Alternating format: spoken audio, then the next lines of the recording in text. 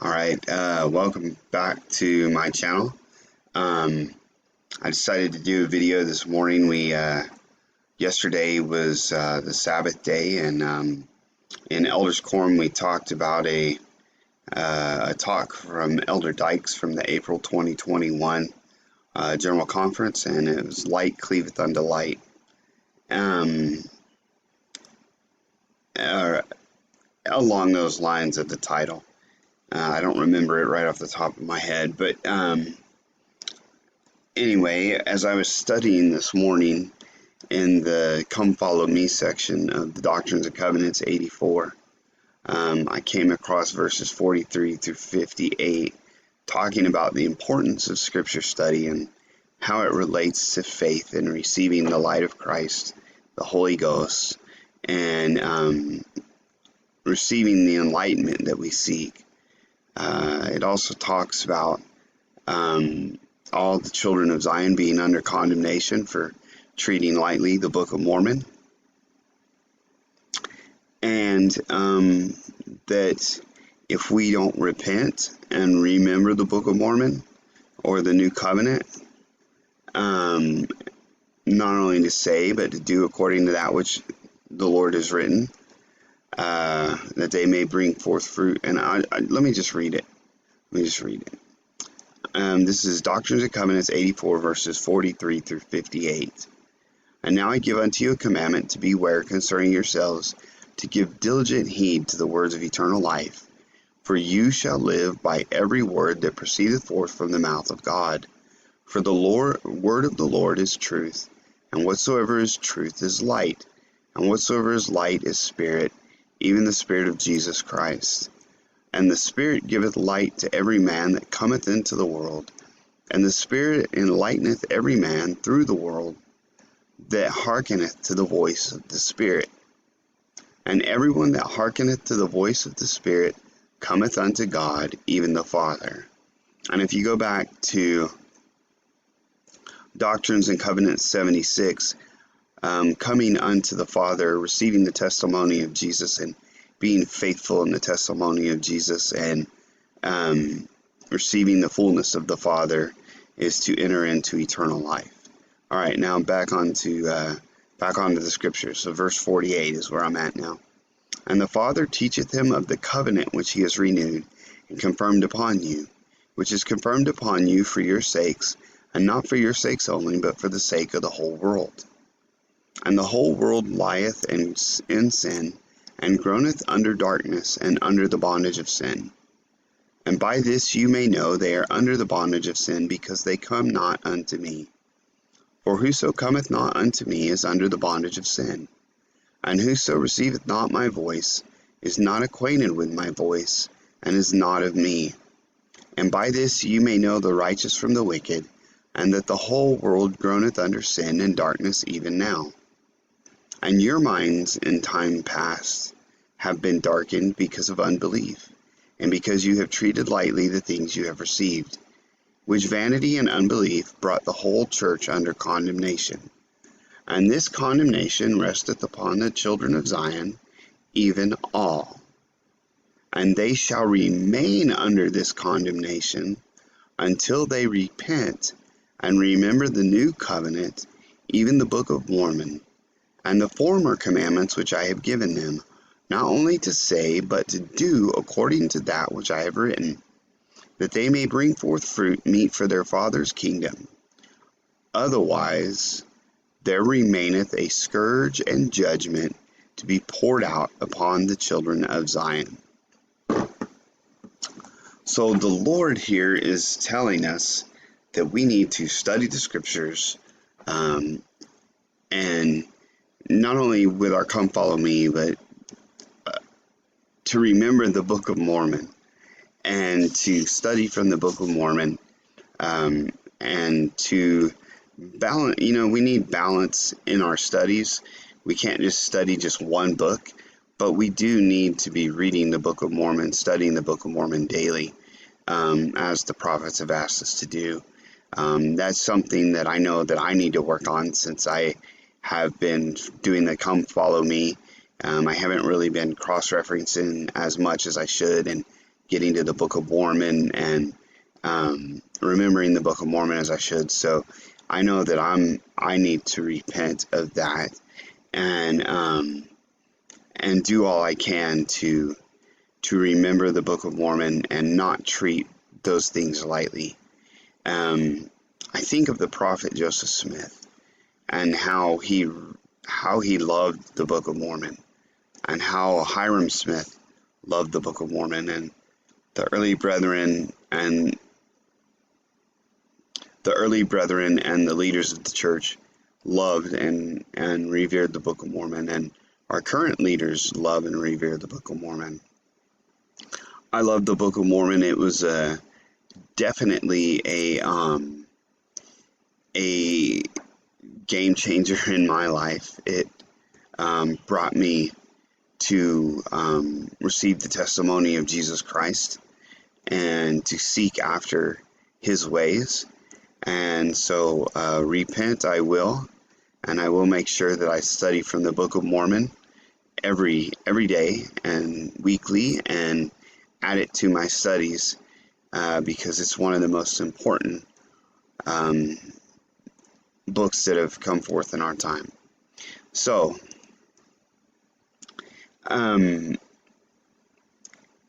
basically, if we don't remember the Book of Mormon, verse 57, verse 56 and 57, and this condemnation resteth upon the children of Zion, even all. And they shall remain under this condemnation until they repent and remember the new covenant, even the Book of Mormon, and the former commandments which I have given them, not only to say, but to do according to that which I have written. So one of the things that stood out to me in Doctrines and Covenants 80, my table is shaking like crazy. Sorry about the shaking camera. Anyway, one of the things that stood out to me big time this morning about in my studies was Jesus Christ calling the modern day apostles his friends, and says and you should do those things that help you become the friend of God, right? So if you're struggling in any way with your testimony, with feeling in a place of darkness, if you're just really having a hard time living the commandments and keeping them, and struggling, I want to invite you to remember the Book of Mormon, to study the Book of Mormon, to study your Doctrines and Covenants, because the Doctrines and Covenants is the voice of the Lord unto all, right? It's direct revelation given through the prophet Joseph Smith and a couple of the other prophets of our dispensation. And it's direct revelation. It's the word of the Lord to those prophets, and I know that it is the word of the Lord, and that we can come to recognize the voice of the Lord through studying the Book of Mormon, the Doctrines and Covenants, the Pearl of Great Price, and that we can come to understand better the character, perfections, and attributes of God as we add to our study the life and ministry of Christ, and the prophecies foretold of Christ. So as we look at Jesus from the Old Testament Jehovah to the New Testament Messiah, and the resurrected Christ, and the revealer of truth and light, and the bringing forth of his words from the dust, and remember the Book of Mormon, study the words of the prophets, and not only that, go to the words of General Conference and our modern prophet and the apostles that labor alongside him. So with that, I want to say the only way we're going to build up Zion is to basically remember the new covenant, which is the Book of Mormon, and to follow directions and give heed to every word which proceedeth forth from the mouth of God, to live by every word which proceedeth forth from the mouth of God. And that means to not only read the scriptures, but to study them, find out how they apply in our lives, and then to do according to those things that the Lord has revealed unto us.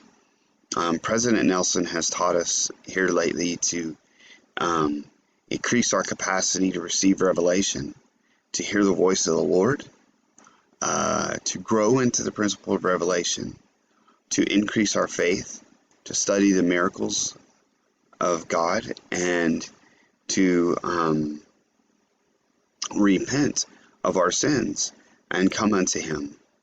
And I know that as we do these things, that we will be able to draw near to the Lord, and that our faith will be strengthened and our testimony will be strengthened.